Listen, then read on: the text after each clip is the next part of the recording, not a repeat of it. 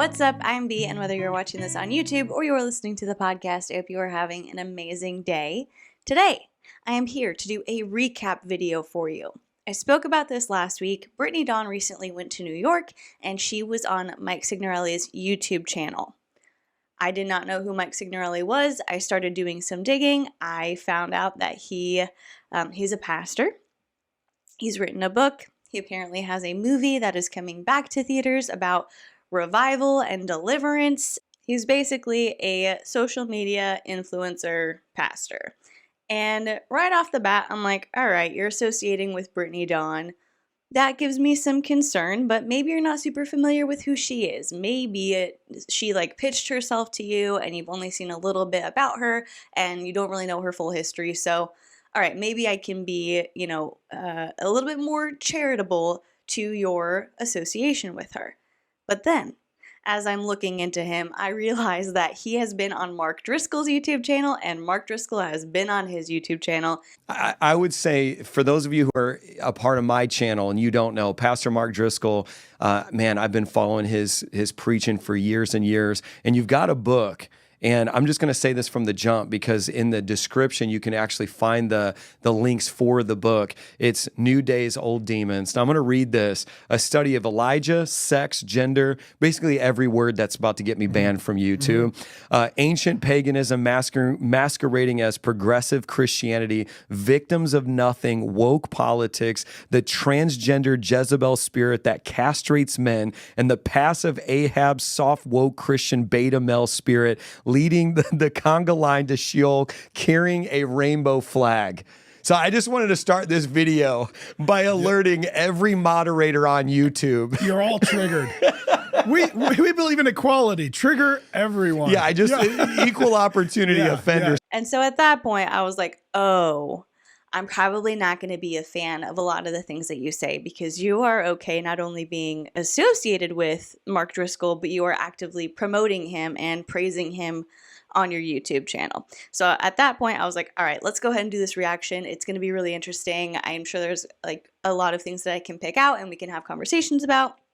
And then when I went to download the video, I was looking at some of the comments and they had mentioned Mike's daughter being there for the conversation. I looked at her appearance and I'm like, oh, she looks really young. I couldn't find her exact age. I now know that she is 16 because they talk about it in this actual YouTube video, which by the way is called "She Almost Didn't Survive This!" at Brittany Dawn. And I'm assuming they're referencing her suicide attempt because that's what she talks about in the video, which is just wild to me that that's the title you would have. But anyway, she's 16 and I guess, she's okay with being on her dad's channel. Her dad is okay with her being on the internet and being a presence, like a public figure. But still, I'm just like, I don't really want to put her on my channel like that. It's just something that I'm not super comfortable with. So in theory, I guess I could have done a reaction and just blurred her face when it came up and we could have done it like that, but I think that doing a recap is better because I can hopefully do it pretty quickly, and I'm gonna try my best with this. Sometimes when I do recaps, my videos end up being basically the same length as the original, so I guess I should stop rambling and just get into it. Before we get into the nitty-gritty of this episode, let's go ahead and do Win for the Week. And if you are new around here, a Win for the Week is where you share something positive that happened to you over the past week, something that you would consider a win. It can be big or small, just anything really that made you happy, it gave you joy, made you grateful. Whatever it may be, I want to hear it and celebrate with you. You can leave it in the comment section down below if you are watching the YouTube video, or you can leave it in the Q&A section for this particular episode if you are listening to the podcast on Spotify. My win for the week was being able to go to my nephew's fall musical performance. He is in elementary school, and so they did a fall program with different Thanksgiving songs, and he had a speaking part in it, and it was really cute and really fun. I live in one city, and then most of my family lives in another city about an hour away, and so when things happen on weeknights, it's not really feasible to make it out there, especially if they happen close to when I'm getting off work, because then I have to drive over an hour in rush hour traffic to try and make it. And so it's just not realistic usually to be able to go to those things. But I was able to go this past week and It was awesome. I had a great time. That is my win for the week, and I cannot wait to hear yours. Life is better when you're regular. It just is. We all know this, and that's why I am so excited to be partnering with Broom on today's video. Broom is a dietary supplement that is super easy to add into your daily routine, and it helps with just that. When I first heard about Broom, I was really interested because the main component is psyllium husk, which is a super powerful supplement, but psyllium husk on its own kind of tastes like pennies, and so for me that makes it hard to take. I don't want to drink something every single day that I have to like choke down. This legitimately tastes like those little Italian ices I remember having as a kid. If you've ever gotten those where one's a strawberry and one's lemon, and it's just these tiny little Italian ice cups, you'll have to let me know, because that is the first thing I thought of as soon as I tasted this. And having something that tastes so good and is good for your body, it's a win-win. If you are looking for a high-fiber supplement that is sugar-free, gluten-free, non-GMO, and vegan, and helps you feel lighter and flushes waste from your body, increases your satiety, and helps you stay nourished and full, then this is for you. You can join our biggest sale yet and get 6 months worth of Broom with up to 65% off. Don't miss out on this limited time offer. Use code BHaney10 and get an extra 10% off for your whole order. Click the link in the description below and grab your discounted batch of Broom while the stock lasts. All right, let's go ahead and get into this recap of Mike Signorelli's YouTube video. She almost didn't survive this! Exclamation point. At Brittany Dawn. And just for some context, Mike Signorelli has 406,000 subscribers on YouTube and 239,000 followers on Instagram. So while I was not super familiar with his work or his beliefs, he is really well known. He has a big reach, and he can make a lot of impact, especially on people who are Christian. So it's definitely worth talking about and looking into him and kind of just covering what he's doing. And maybe we'll go ahead and bring him in as sort of a regular person that I cover on this channel. Who knows? If you want me to do that, you'll have to let me know in the comment section down below. If you are watching this, you're going to see my eyes just down at my iPad pretty much the entire time. I'll try to look up when I can, make some eye contact, theoretically, some virtual eye contact with you, but it's a lot of reading, so I'm done blabbering. Let's get into it. This video opens with a clip of Brittany Dawn talking about her suicide attempt and how she was depressed and anxious despite looking like she had it all together. So we have this clip of what's going to be coming up later in the interview. It's meant to pull people in. Then we cut to the beginning of the interview, and obviously this interview is between Mike Signorelli, Brittany Dawn, and then Mike's 16-year-old daughter, Bella.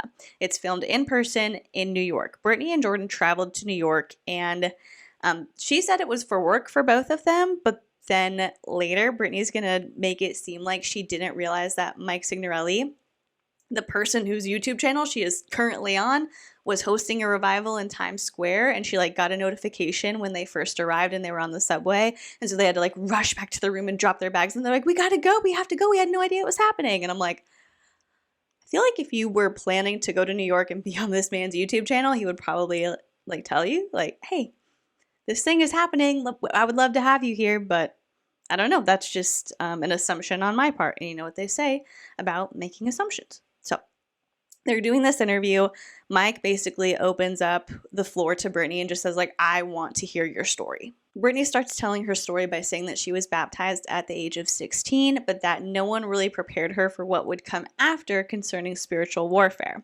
And something that was kind of odd to me is that she specifically mentioned she used to go to a Baptist church, and that's the reason that she was not equipped nor armed for the spiritual warfare which would come after being baptized. I'm a non-denominational Christian, so I'm not super in tune with the specifics of each denomination just because I wasn't raised in those types of churches, but I'm not quite sure what she's implying by saying like, oh, well, and because it was a Baptist church, I was not prepared for spiritual warfare. I'm not sure what she means, but that's what she said. She then begins talking about entering the fitness industry in her early 20s, and she mentions that she was struggling at the time with an eating disorder, with watching porn, and sexual sin. But while she was struggling with those things, her business was also taking off, and she was basically getting everything she could have ever wanted. Then she skips to age 26 and says that that's when she got divorced, and she, quote, got out of that by the grace of God, end quote, and that she won't go into it and what happened out of respect for her ex-husband. Which, we've talked about this before. If at this point she does not want to talk about Zach, her ex, that's fine. She doesn't have to talk about those things. Oh, hi, Liberty. My door was just cracked open, and so my dog literally just came and busted through and ran underneath the desk. So that was a little surprise, but back to business. Like I was saying, if at this point she doesn't want to talk about Zach, that's fine. She doesn't have to talk about anything that she doesn't want to talk about, but to say, like, I'm not going to go into it out of respect for my ex-husband, but, I thank God I got out. I got out of that by the grace of God. It makes it sound like she was in a very dangerous, potentially abusive, like physically life-threatening situation. And I don't know the details of their marriage. I don't know what did or didn't happen, but I do know that at the time that Brittany and Zach were divorcing, she did mention that, like, emotionally he wasn't there for her, and she had to, like, beg him to go to church, and he wouldn't go with her, and so she would just be sitting in the pew by herself, or like she had to pay all the bills and pay for all the groceries, and if she asked him for help, he would get really angry with her. And so she's spoken negatively about him on the internet before, but those things, like, maybe she was in an emotionally abusive situation. Sounds like there's a little bit of financial abuse going on if those things are true. But I don't really think it's fair or honest to represent it as, like, in the way that she is. And maybe I'm completely off base. Maybe I am wrong, and there was some physical danger in that marriage that she just has never spoken about publicly. But I think it's weird for her to have, like, lambasted Zach on the internet when they were going through the divorce, only to now, a few years later, be like, well, it was bad, but I'm not going to go into it, just out of respect for him, but I got out by the grace of God. Like, that doesn't make sense to me, and it does make it seem like she's trying to paint the relationship in a way that might not be honest, and maybe she just wants to present it that way so she doesn't actually have to talk about the details of what happened. And like, it could also be because some people, according to Brittany, have said that she is not in a real marriage now with Jordan because she's divorced. And so maybe she's trying to lean into it being a little bit more of a dangerous situation that it might have been in reality. I'm trying to be sensitive. I'm trying not to be like, you're fine, you're lying. But, like, just from context clues and covering Brittany as often as I have, I'm just brainstorming why she would present it this way, so that's kind of where I'm at right now. Anyway, then she talks about after the divorce how she moved to Dallas, and that's when the demonic realm opened up and started attacking her, specifically with her having sleep paralysis episodes. And Mike loves this. He's eating it up, and he is like, oh my gosh, I just put out a video about how to get rid of sleep paralysis demons. So he's on board with her. He is not questioning anything. He's just like, yep, I'm with you. Then Mike asks Bella how she feels hearing this conversation because she is a 16-year-old church girl, and she says, like, he mentions that because Brittany said she got baptized at 16 and she grew up in the church, but she was still struggling with all of these things. And so Bella says that she thinks this is a really important conversation to have, and for adults to be honest and vulnerable, and that she's happy the younger generation can hear Brittany's story since a lot of people don't want to be honest about the struggles that they have faced. Brittany and Mike agree with Bella, and then Brittany continues speaking about her life at that time and says that she had a full bank account, she could get any man she wanted, her life looked perfect from the outside, but then 2019 rolled around, and she says that when you have a following, there are going to be some bad apples and people who make it their life's mission to tear you down. She then references the Cassidy Campbell video and says once it went live, quote, "It went viral, and in a matter of 24 hours, I lost my management, my team, collaborations, income, my business, my reputation, and just friends, everything," end quote. And that she's grateful now because Jesus was peeling her layers back like an onion. But at the time, the media made her out to be a villain. Ma'am. The interesting thing to me is that she does not say what type of prank video Cassidy Campbell made about her.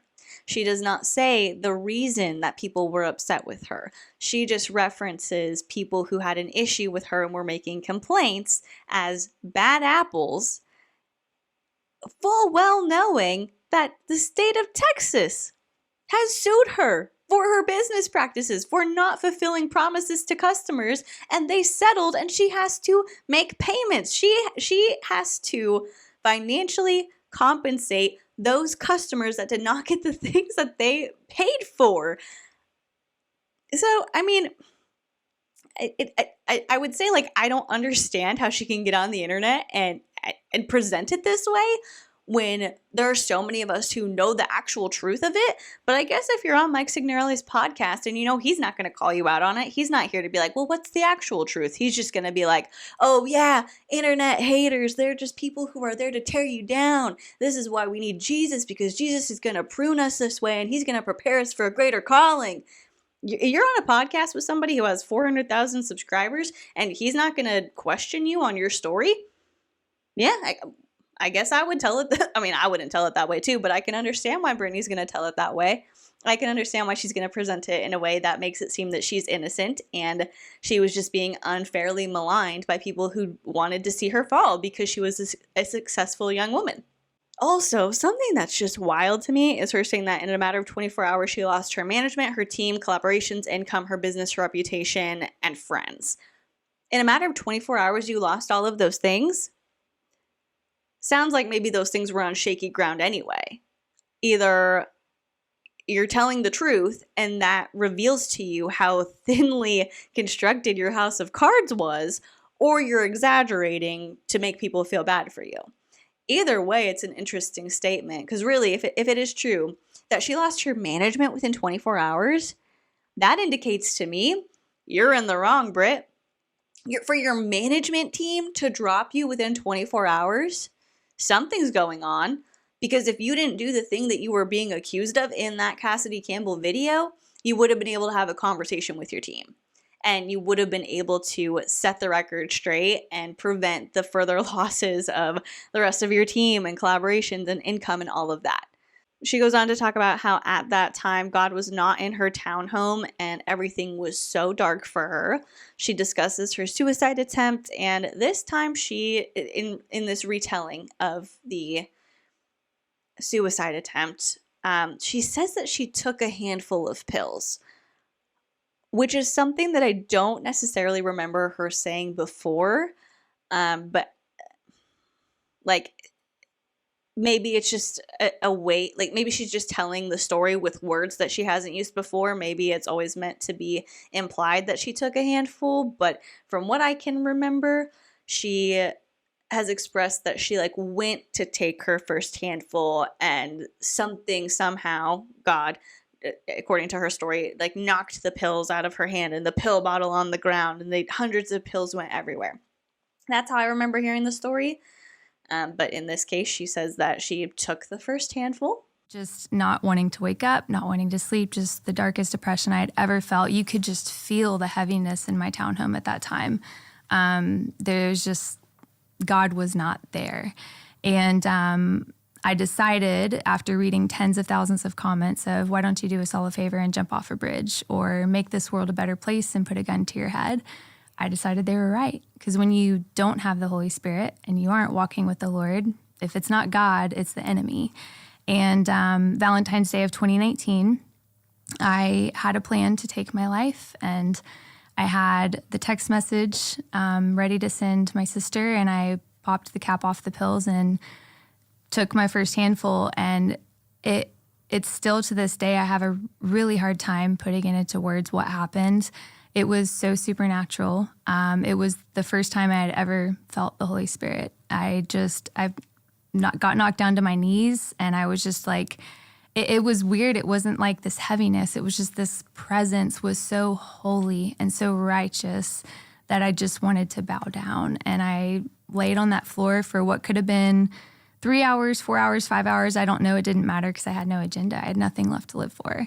And I wrote a message to my, hadn't hit send yet, and went and filled the bathtub up in my bathroom, came downstairs, had my phone there ready, and had a huge bottle of pills sitting right in front of me, and I popped the cap off, and I went to take my first handful to swallow as many as I could, and I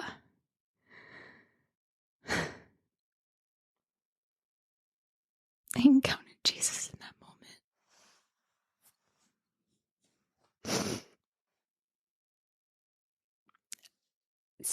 It's hard to put into words. The overwhelming love that I encountered in that moment. I remember falling. It was like something just knocked my feet out from under me. I fell to my knees, and those pills went everywhere. There were hundreds of pills on my kitchen floor. And I remember just feeling this presence that I had never felt before in my life. And I don't know how long I was sitting there. It could have been hours. It could have been all night. I had no agenda. I had nothing to live for at that moment. And I know that this is a really petty thing to pick on, but I have to. She says at the time that God was not in her townhome, but God supposedly knocked the pill bottle onto the ground and saved her life. And also, like, if you're a Christian, you believe that God is everywhere. God is always around you. And maybe your heart is dark. Like, maybe you're not inviting the Lord into your heart. But how does it make sense that God's not in your townhome, but God saved your life during your suicide attempt? Again, kind of a petty thing to pick on, but just something that I thought was odd. Mike says that this conversation is really helpful because instead of climbing up themselves, people love to see others fall. And he knows that someone is tapping into this message who needs to hear it, and he feels like there is a mandate on his ministry to cancel suicide. We're going to have a lot of bold suicide takes throughout the rest of this video. Just giving you fair warning. There's a lot of presumption, I think, in the words that Mike's going to say. So just giving you that heads up. Brittany goes on to say that about 1.5 years ago, She Lives Freed, which is her ministry, turned into a deliverance ministry.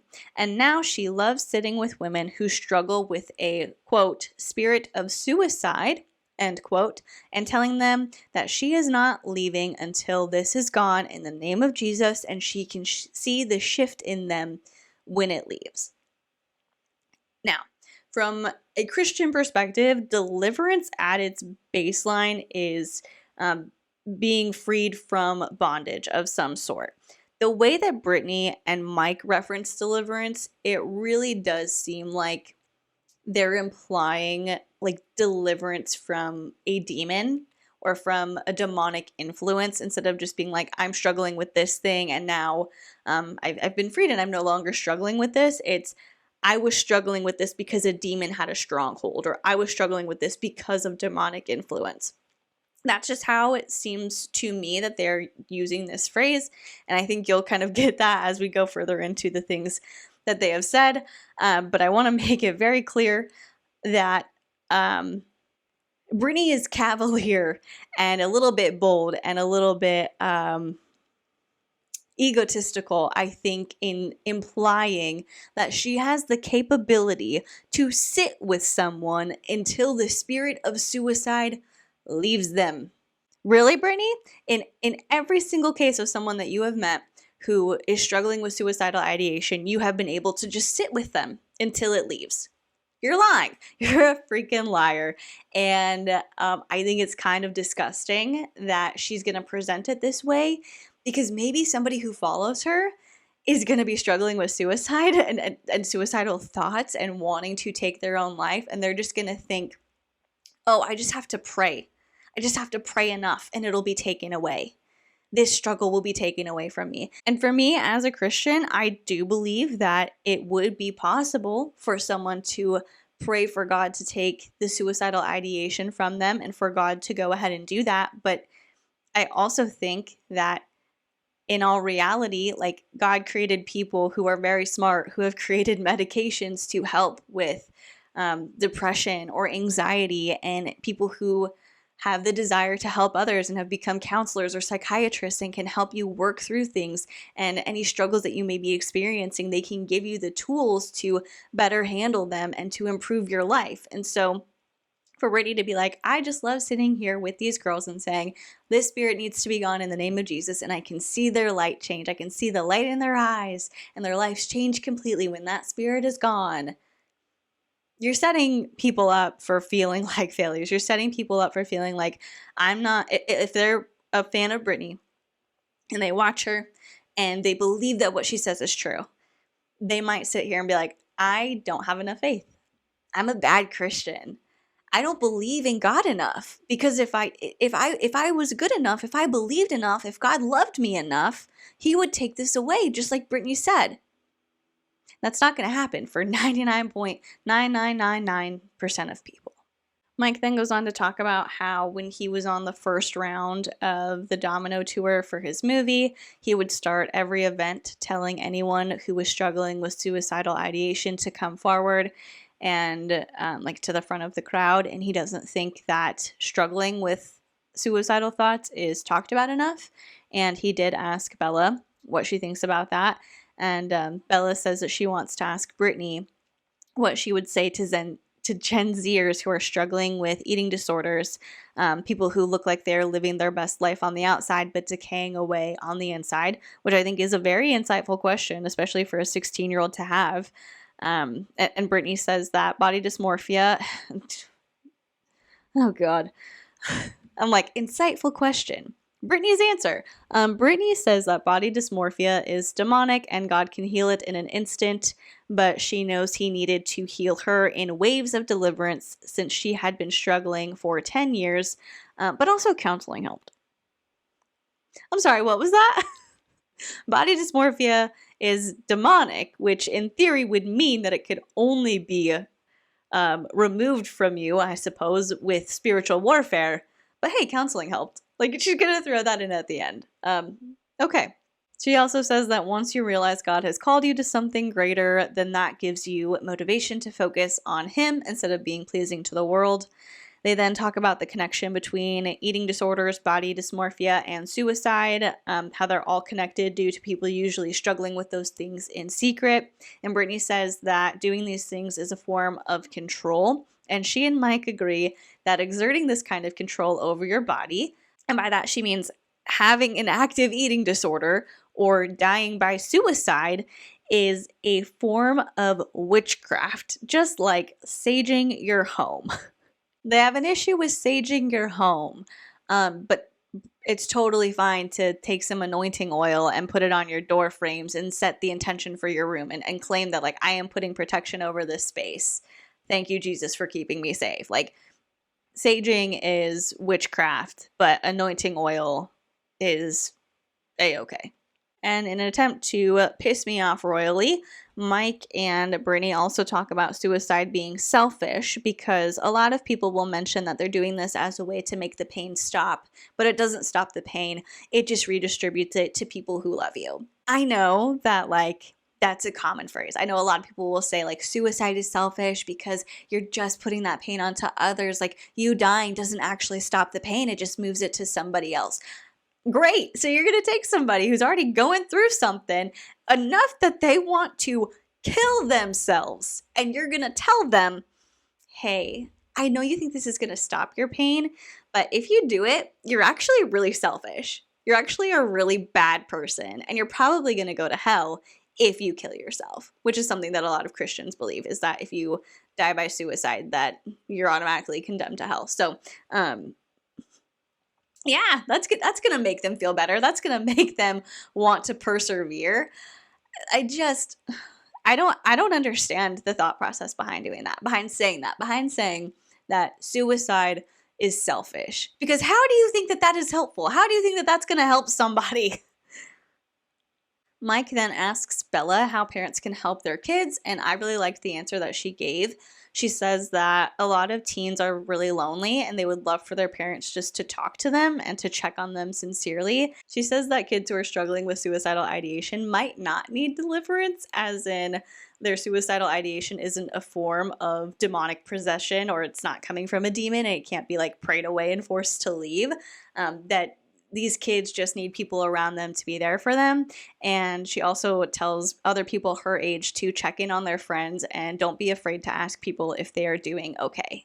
Mike really likes her answer, and he's like, yeah. Sometimes it's not like a case of where deliverance is needed, because I have parents who ask me this all the time, and I'm like, just stop being a bad parent. Like, be a good parent and actually be involved in your kid's life, which is okay. Like, sure, yeah, I'm on board for that.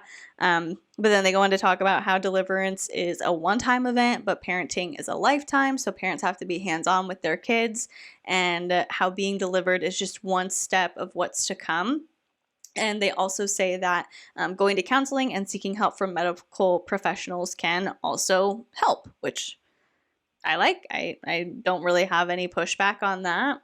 Mike then asks Brittany to talk a little bit more about her transformation after her suicide attempt, and she basically says, like, after her suicide attempt, she had to get a Bible in her house ASAP. She didn't have one, so she ordered it, and she was reading it every day, and people were telling her, like, people who knew her were like, you're just so different. There is something about you. There is a light about you that has changed now.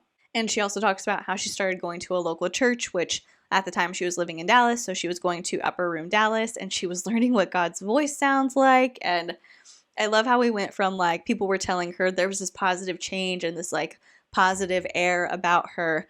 But then in the podcast, we're going to step into the territory of bigotry, and Brittany's not going to push back on it. She's going to engage in the joke. Would go and just sit and weep and hear from the Lord. I was learning how to hear from God. And, you know, I think people say God's voice sounds like a big, like, Brittany. And I'm like, no, it actually sounds like our voice. Like, that was a really bad, like, man impersonation I heard my throat. Your husband is glad that you're bad at being a man. He's like giggling back there. This is a good thing.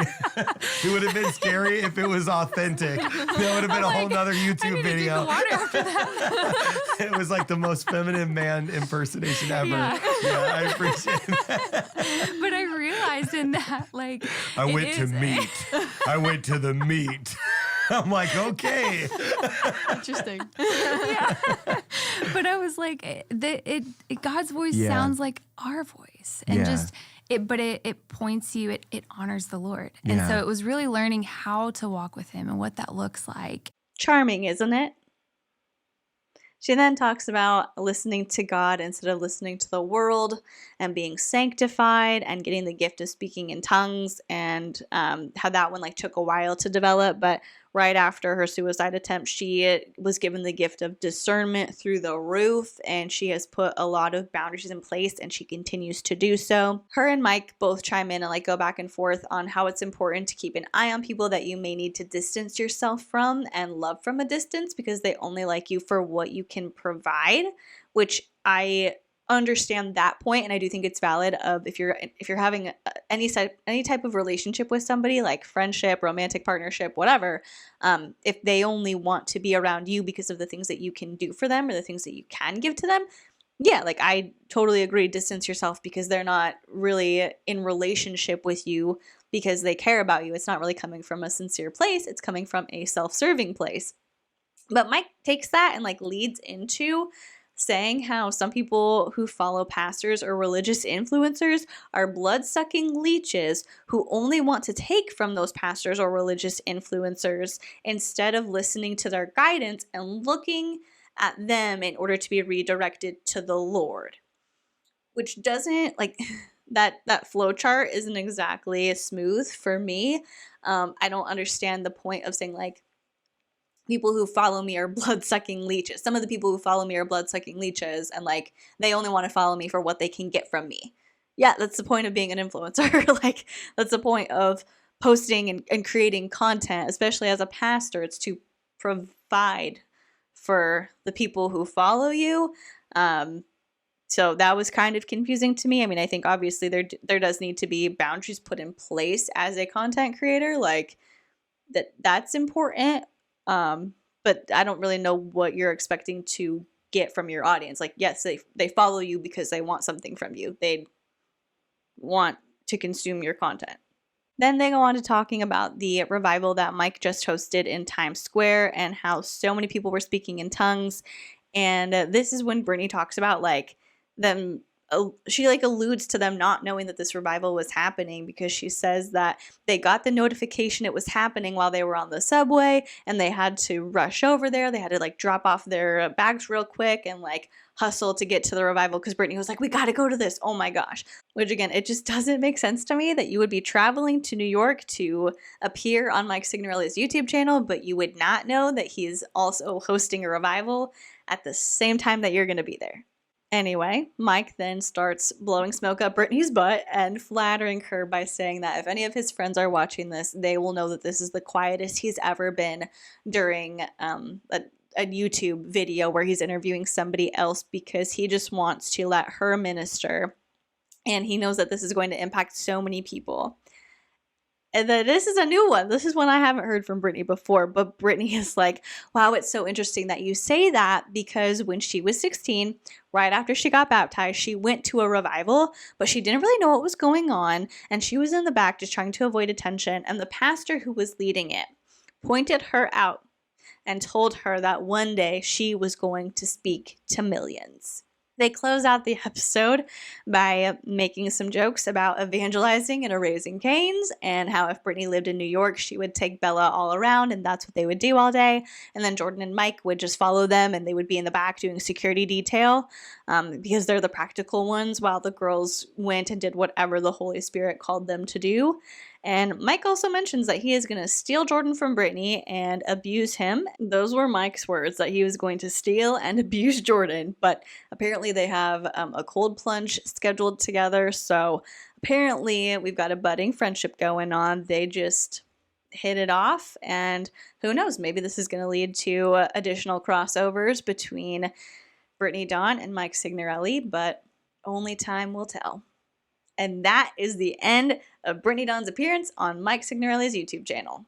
Man, I tried to stay so on track during this entire retelling, and I think that my video is going to end up being like basically the same amount of time as Mike's video with Brittany, but hopefully it provided some value to you, even if it didn't save you time compared to watching the actual video. I want to say another huge thank you to Colin Broom for sponsoring the YouTube version of today's episode. I am really excited to have sponsors on this channel, and thank you if you have used my link and gotten that amazing discount with code hihoneyyt10. You doing that and supporting the people who support my channel is really incredible. It's super cool to see, and the more sponsors I get, the more I can like outsource things in my life to have more time to film YouTube videos. And so it really means a lot that you support the people who support me. And it is incredibly cool to have a brand that I really like, and they have a product that I use every day that wants to work with me. So it means a lot. I'm super grateful. With all that being said, though, that is all I have for this episode. I cannot wait to hear your thoughts. I want to hear if you watched the interview or the conversation, what did you think of it? Did you know who Mike Signorelli was? Do you have an opinion on him? Should we like dig a little bit deeper into him and cover some of the other content he's put out? Let me know your thoughts. You can do that in the comment section if you are watching this on YouTube. Or if you are listening to the podcast on Spotify, you can leave it in the Q&A for this particular episode. And while you're doing that, if you would consider liking this video or subscribing to my channel, that would be incredible. And if you are listening to the podcast, if you could leave a rating and a review, I would be so appreciative. If you have done any of those things already, thank you so much. I am so appreciative of you, and I love being able to just sit here, hang out with you, and talk about whatever. Thank you so much for watching or listening. Please be kind to people, and I will see you in the next one. Bye.